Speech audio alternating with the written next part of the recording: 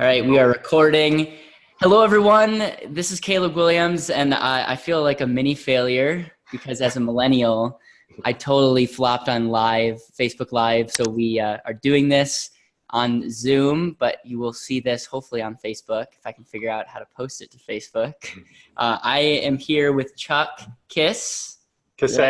Yes. And Chuck, I'm so grateful that you just made time out of your day to do this.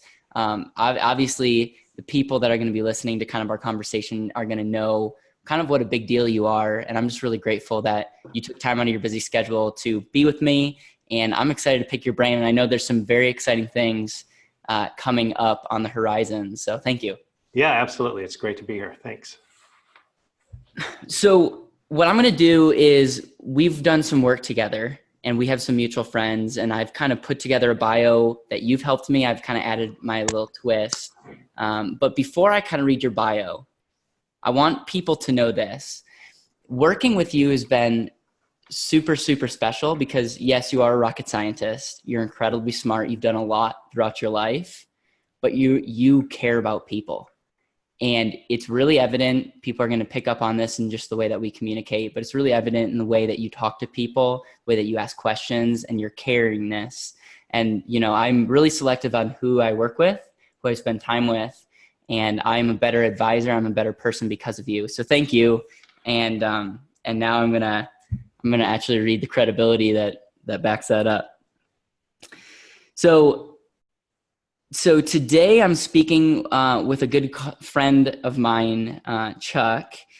Chuck has a very interesting background and does such breakthrough work that he's had. So listen to this. After high school, Chuck joined the U.S. Air Force and operated heavy equipment.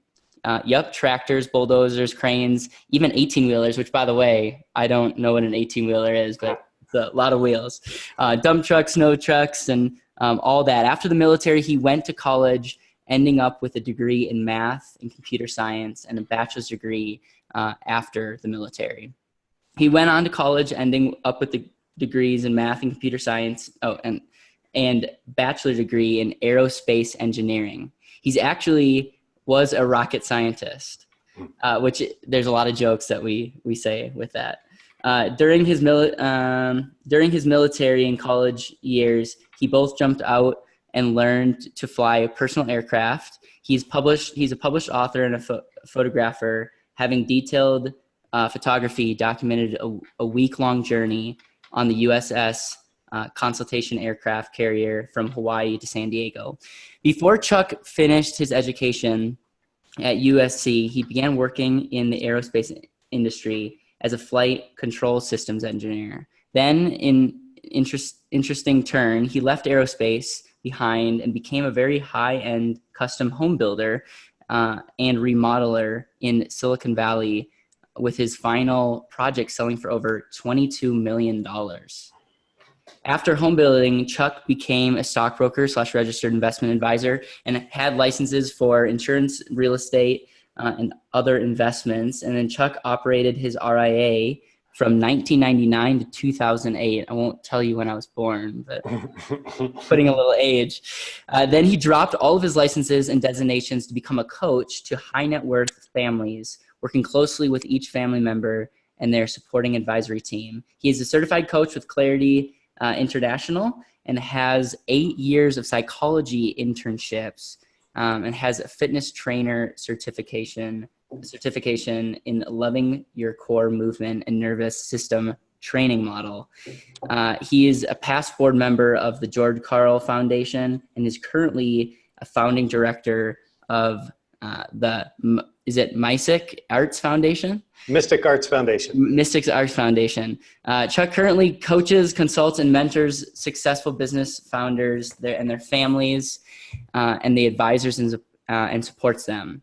So let me just give a little bit, obviously people that know me well know I can't read. So, but one of the things that I love about Chuck and what you do is you pretty much have taken your experience and you work with high net worth individuals and families, and you have a whole background when it comes to investing, but you and I have spoke about this many times. It's not really what you invest in or having the greatest investment. like really figuring out how to work within families, how to understand like the power of that, and understanding how psychology works, understanding risk tolerance, goals, objectives, and figuring out how that all aligns to help people better their life. And where we've really crossed paths is I'm getting into that space, and obviously you're well known and kind of taken me under your wing. So again, thank you for being here.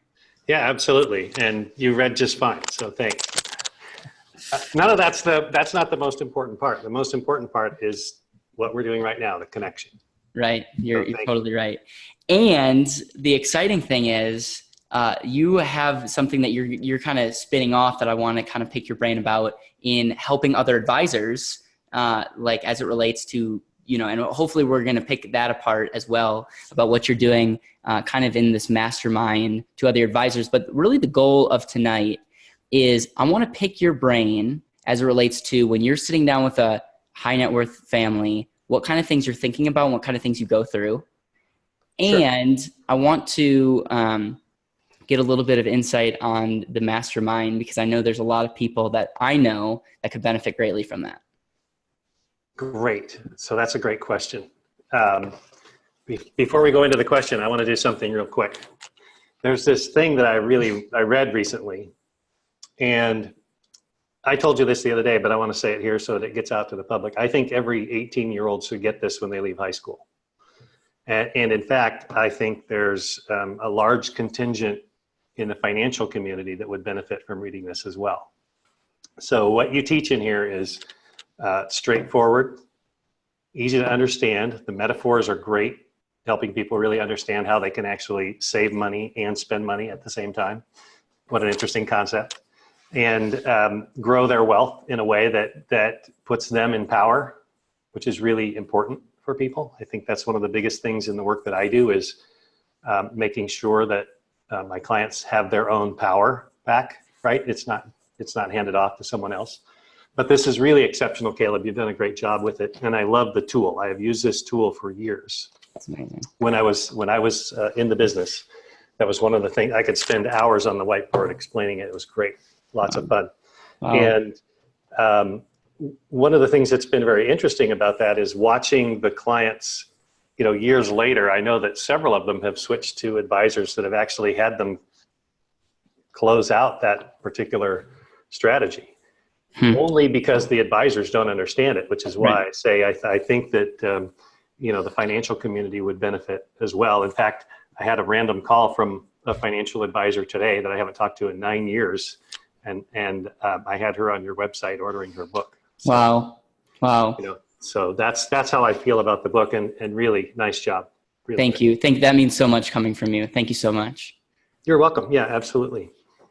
So back to your question, with the families, my first real deep dive with them is really getting clear on their vision. Like, what are they really looking for as a family? Not just, to be happy and healthy and everybody, have the resources they need, but, we're always expanding. So what do we want to create, and how do we want to create it? And I think that, the purpose of our wealth really is to develop the individuals that benefit from it. So I carry this, not just family wealth, but, the purpose of a business isn't necessarily to produce the product. It's to produce really successful people, right? Yeah. People that have their own high self-worth and self-esteem, and they're grounded and, really well-rounded, what I call human adults, right? They're, they're not triggered easily. They can think their way through things and feel their way through things. And so I think that's the thing that we're really trying to grow, because as humanity, if we want to change things, then we need a lot of people to be able to, change their conditioning, their patterns, the way that they work, to actually see what they do want, what really lights them up, and then actually put plans in place to achieve it. Right. And so that my initial work in that area is not dissimilar from what I did as a financial advisor. The distinction for me is I'm now sort of I'm in the middle circle with the family, right, watching the same things they're watching to see that all of the pieces fit together. Right. And then to notice when something's needed. So if we need a family psychologist, if we need, somebody in a commercial real estate transaction or a specialized situation, it's my role to not only find the talent, but to find the personality match for the family. So that's super important. You're kind of like their trusted advisor. And I know that a lot, but a trusted advisor that goes and interviews other trusted advisors and kind of is the middleman between all the other products and services out there. And you keep the best interests of your clients at all time. Yeah, this is an important, you touched on an important topic, the middleman. A lot of the conversation in the financial world is, I want to be the quarterback, right? But the leader doesn't have to be at the front of the room on a podium. Yeah. Right? The leader can be in the back with the notes and the accountability structure. So the idea, the experience that I've had with sometimes a single individual or a single firm as that middleman, is that it creates a bottleneck. So I'm a systems guy. I was a flight control systems engineer. I like to see things work effectively. And so the systems I design are as if an independent advisor is working directly with the client and I'm not even in the mix. It's designed so that any individual that's working with the client can go to them directly, and there's a communication channel open so that they can communicate what occurred to the rest of the team, if you will. So you might have the CPA and the financial advisor communicating, and the financial advisor goes for a meeting, reports that back to the system. If I notice that that's something that needs to involve the CPA and the estate planning attorney, there's a new message that goes out, but it's not created by a bottleneck. Any advisor can meet with the client at any time. Right.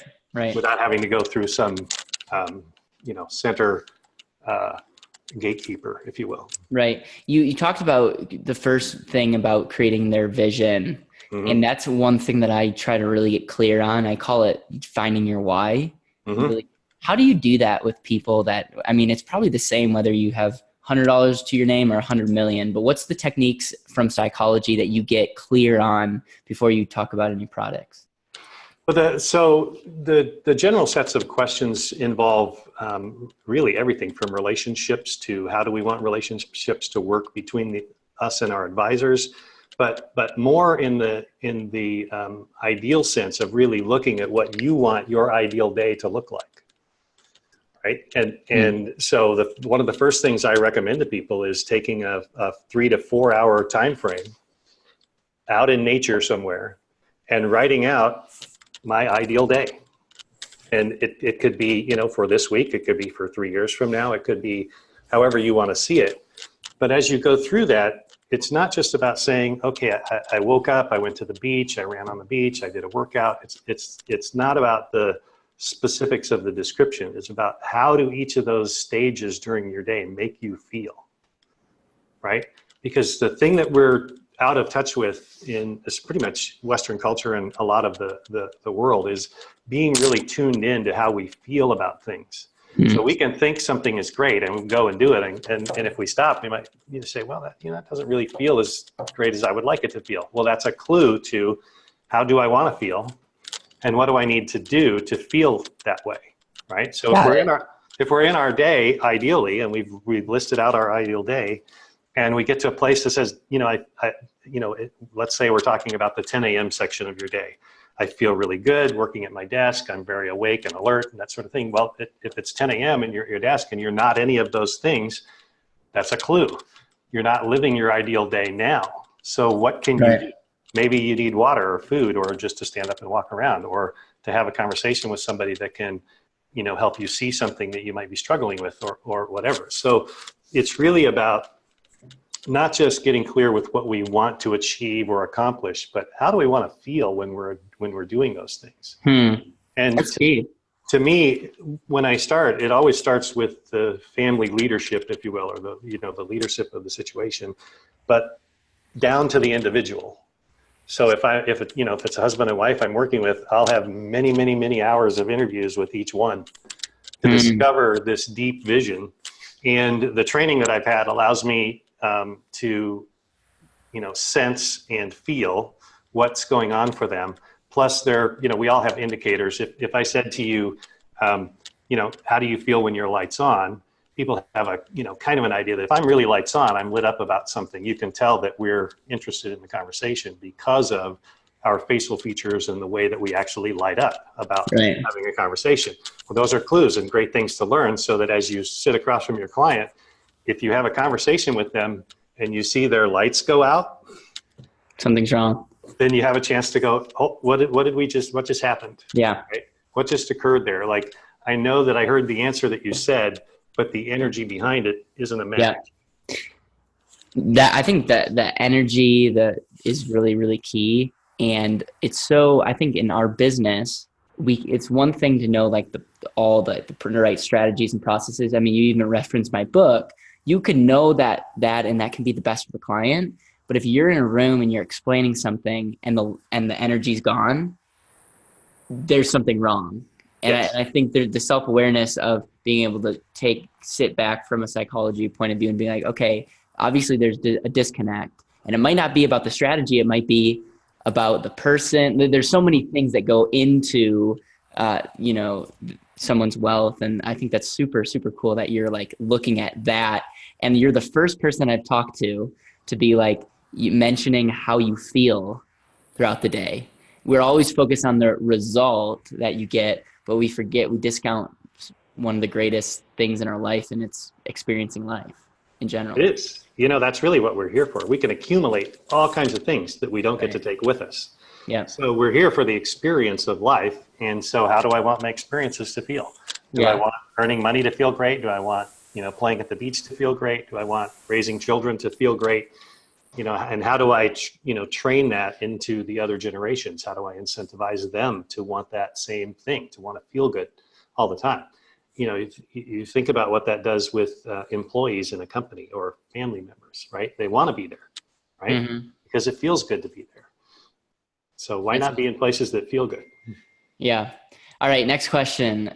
Someone sits down with you. Do you have a process that you go through about how to think about their money? For instance, my process is pretty simple. It's, you are your number one asset. Get really clear on where you're going. Let's look at efficiencies. Let's save money, and let's use it in a way that aligns with your why. And again, there's a lot of things that go into that. What kind of things do you look at? Because obviously you're working with people that have a lot of money, so there's probably a lot of tax strategies that go into it. And there are many things. And so yes, process, and the process is designed to be flexible. One of the things that happens if you take a list of 10 things, you're going to have 10 questions to ask someone. It gets very linear, and you miss a lot of opportunity if you're going to just stick to your 10 questions to navigate down where they are, right? Because this isn't about, you or me when we're sitting across from a client. It's about their success. So there's a process for digging into each of the pieces. And when it comes to finances, that's where we get really into having to know the greater vision. Like, what do I want to accomplish in the completion of everything that I've got going, so that I can know that the financial resources I have or that I'm generating can actually fund that, right?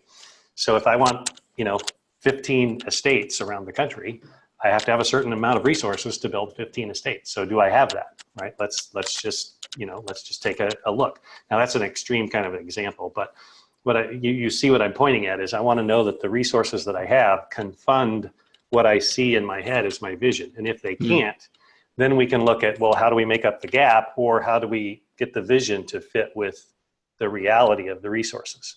Got it. And so there's some variability in there. And then based on what they have as their vision and what they're really comfortable with, right? Because a lot of people end up in investments that they're not comfortable with, but the advisor advised them, and they don't have a channel yet to communicate, hey, that makes me really uncomfortable, right? So they just, they don't.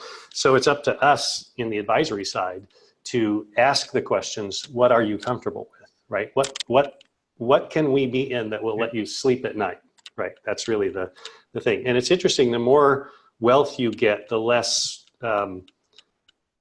focused you might be on the returns that are, reported to happen, right? The more wealth you have, the more things like this you want. Right. Right. And a variety of other really awesome tools that the wealthy get to use. Right. So it's really, the look then is, okay, what are we trying to accomplish? What are we comfortable with? What do we currently have? Mm-hmm. And then, we can talk about what's the next thing to do. Now, in my case, in my business, I see a lot of things with families that actually fall into someone else's service sector. So for instance, if I'm on the team and I see something in the family that's for the financial advisor, I don't necessarily bring it up with the family in the beginning.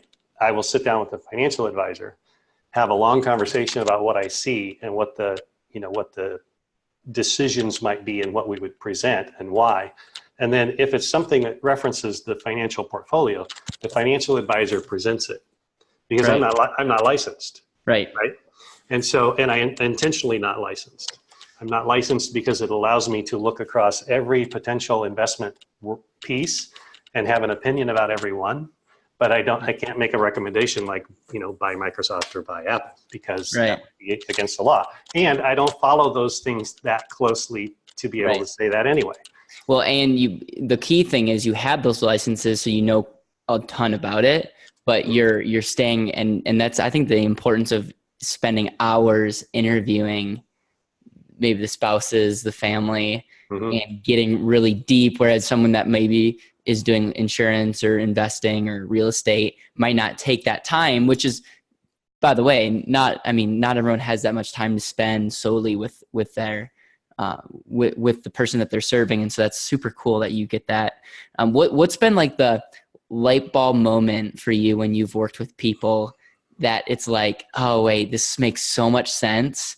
And then it's a part two question for someone that is listening to this. That's like, all right, I like what you're saying, but I'm not high net worth. What kind of things can I do in the meantime to feel good about my wealth?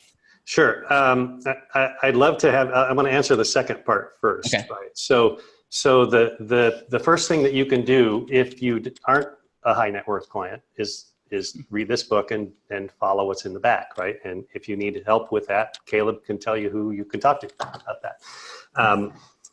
So that would be number one. I really feel like the ideal day exercise is great for anyone. Anybody can take a half a day and go out in nature and write about their life. And I recommend it often. And you can shrink that concept down into smaller activities. So what's my ideal relationship with my partner? What is my ideal relationship with money, right? How do I really want to feel about it, right?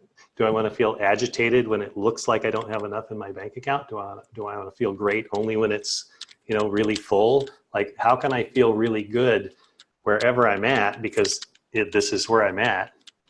And so those are the pieces, and let that guide you into the choices that you make, right? Mm-hmm. So, I see people who are in those situations and they're looking for more.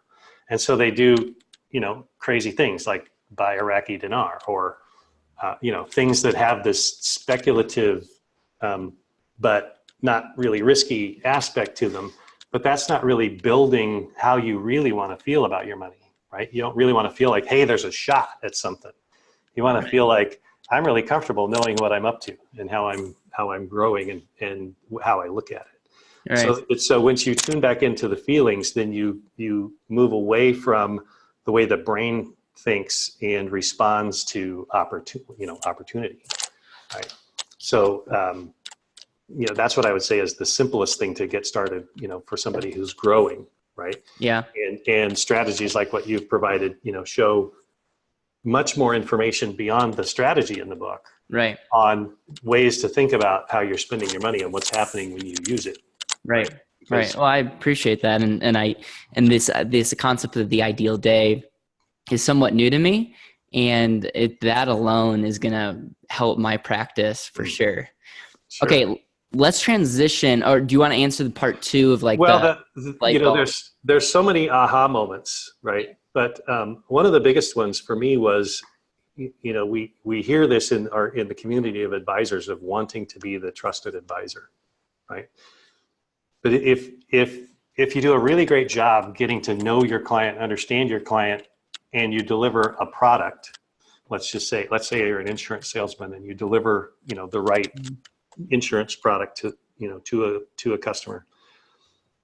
You can be done, except for, the check-in with the customer once a year to make sure that they're happy and life is good. Or you can be trusted, which means you're doing more with them, right? And it's important to know how you feel about particular clients, because some clients you might want to be, deeper involved with, and others, more transactional. Nothing wrong with however it is, because you get to spend time around people you really, really like. So for me as a financial advisor, I'd spend a lot of time asking those questions to look at how I was going to handle the portfolio and the investments and the things that they had. But I would also notice something, like I'm in their house and I see that there's some challenge going on between the kids and the parents. So I might ask a question. Hey, I've got a couple of books. Would you like to, see what I've got there? Or I have some colleagues who really, work closely in this area that might make this more fun for everybody that's involved. I'm beginning to notice what's happening in their life and bring resources to them to, help them solve that, right? And we all do this with our own bedside manner and our own way to reach in. But that's when we become someone that they want to call first, right? It's like, hey, you helped me with this. Do you know anybody that can help with that? And so now you have another opportunity. And that's really what we're trying to build. So to me, that was one of the biggest aha moments just for career, was the way to be trusted is to be supportive of them beyond my label. Right. Financial advisor or insurance professional, or however. I think that's powerful. All right, let's go to the next kind of segment. And a lot of people that actually follow me and that I'm friends with are actually in the industry. That's just naturally the people that I have a lot of friends in the business of financial planners and insurance professionals. And we all struggle with the same thing. Let's be honest. It's getting the right people, but being able to have the right processes and systems to be able to talk to people, educate them, and truly help them. Always trying to look for better ways. One of the things that has caught my eye and is one of the biggest reasons why we're on here right now, because I want to promote what you're doing. Because I know for a fact that if someone works with you, their practice, their live. Think about the ideal day as it relates to the advisor. Mm-hmm. And so why don't you unpack a little bit about that? We're going to include the link so that people can go to your website. But first of all, talk to me why you started that, because you're going to be very selective on who you choose, and you don't really need to do this in the first place. But then also explain kind of the benefits on, what someone would get as they, join this mastermind of yours. Sure. So the website is chuckkissay.com. And as Caleb said, we'll post a link for that. In the website, you can find out more about how I work, how I think, what I do. But one of the things that has come up in my work with families is I could see that the advisors had their own struggles, right? Like if I'm going to help a client reach their vision, I need to be reaching my own, right? Like I have to go first, or I really don't have anything to help them with. And so encountering advisors from all the different fields, you can see the struggles they have. Some have struggles in their relationships. Some have struggles with weight, or feeling fit, or feeling good about themselves.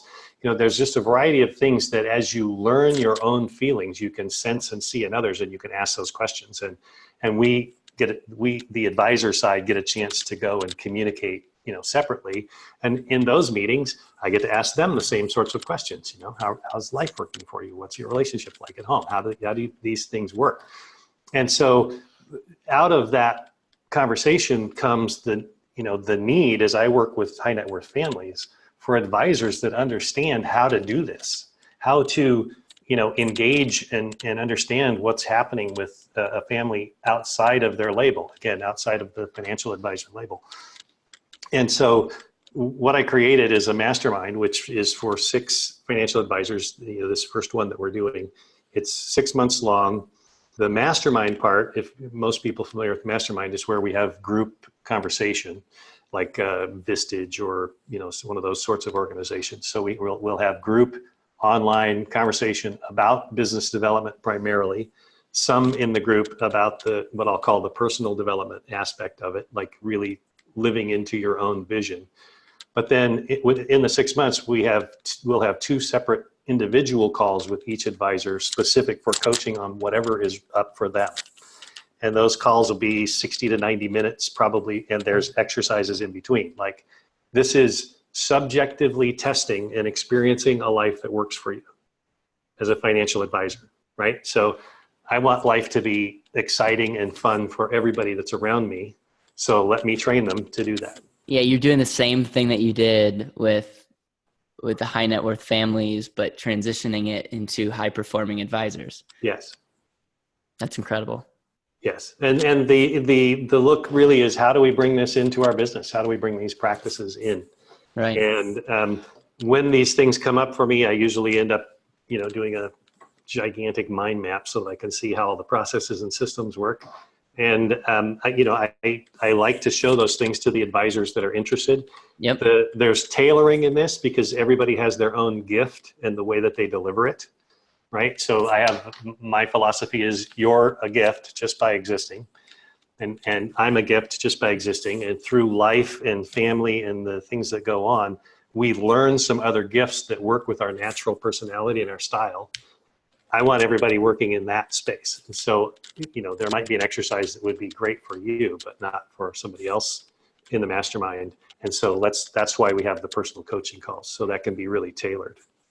Who's this mastermind for? And more importantly, who's it not for? So I would classify them as the successful advisor. So probably, above 50 million if they're managing assets. Somebody that has a production, personal production level take home of, 250 a year, something Yep. like that. That would be the, sort of the category and above.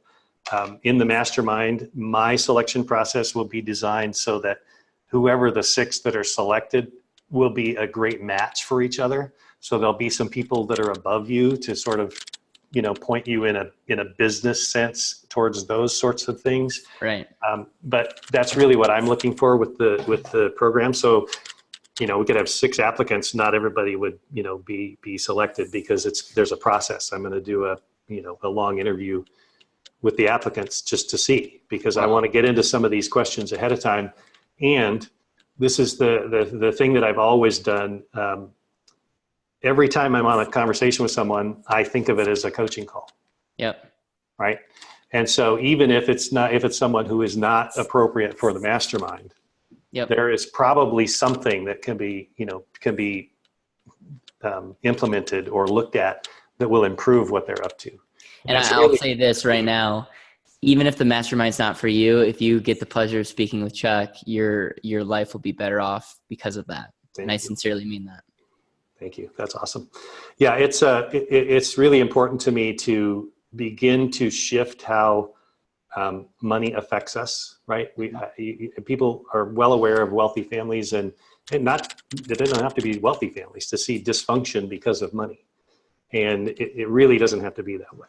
Right. It can be empowering to everyone else, as well. And that's sort of the underlying mission of the whole thing. Right. Yeah. One question that I love to end these conversations with was what I call the legacy question. You've gone through a lot in your life, like you've experienced a ton, and let's say for a fact that this is your last day on earth. Promise this is not going to be super depressing, but like let's say that happens, and you're with the people that you love the most. What would you pass on? That's not tangible, obviously. What would you share with them? Your biggest piece of advice or / encouragement to the people that you love the most?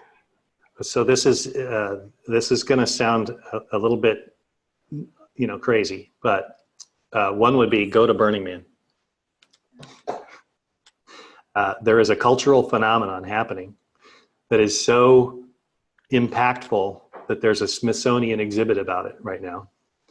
And people think it's a big party, but it's actually a place to wake up and see that there is so much possibility and creativity within you and within, the people around you, that you come away not being able to ignore it. The Mystic Arts Foundation is a result of an art car at Burning Man wanting to come off the playa desert and be in cities to show people what art really can look like and how cool art can be. And so that's why we created the foundation last year, and that's what we're up to with the big. You can see the art car at mysticflyer.com. So I'll throw that in there. So that's one, and the other is really to really know yourself, right? Like there's some really great books on understanding human dynamics and understanding the way we think and understanding our egos and the way that our minds trick us. And so that's really another place to really dive in. We often look outside of ourselves for answers, mm-hmm. and they're not out there. What we want to create, the way we want to live, the way we want to feel, all of that is inside of us. And so the only way we know that is to, discover ourselves. And that's why I have this, one of these reasons I have this certification in the movement work is this thing that we're in, that we call our body, it is an antenna. Right. It's the only thing that we take in information with. It comes through our eyes and our ears and our senses, and then it is the vehicle with which we communicate back out. We really need to take care of it. We really need to know how it works and what makes it feel good. Mm-hmm. And because that gives us the best ability to receive information and, dispense information, which is really what we're doing, communicating and connecting by taking care of this. And I can only say this from, experience, my own. I weighed 280 pounds. I weighed 220 today, right? I had trouble walking upstairs. I don't have any trouble anymore. Not at all. And so those are those things where you go first, right? If you're going to coach someone in a direction that you aren't going, how effective can you be? Yeah. Wow. That's what those are the basics. And most of that for me is already given to my entire family and everyone around me. Yeah. They already know that, so that, because there's no way to know when that moment is going to be, the moment of being done. Yep. And so all that preparation, really facing that could happen at any moment, and being at peace with yourself and the people around you is so rewarding and allows you to be so effective. It's amazing. Wow. Chuck, thank you so much. How can people get a hold of you? Is it through your website? Yeah, the website has a contact form. One's a general contact form. There's another form that you can specify, I'm an advisor and I'd like to have a phone call. Really, I would love to have a phone call, right? Yep. Just call. Obviously, I can't, fill up my schedule with phone calls, but I would love to have a phone call. So if someone is interested and maybe not sure if they're ready, then let's have a phone call. Yep. Right? So we'll post a link because my name's spelled funny. Yeah, and some people can't read and pronounce your last name. So yeah, so we'll post a link, and then you can pop through there. There is a specific tab to the 2019 Mastermind. And I don't know how often I will run these, but I really want to start moving people in the direction of thinking differently about their lives and the way they serve their clients. I love it. Chuck, thank you so much again for being on here. And I'm really grateful for the work that you're doing and glad that we're connected. Yes, thank you, Caleb. It's been great. And I will see you soon, I'm sure. Yeah. All right. Take care. Have a good night.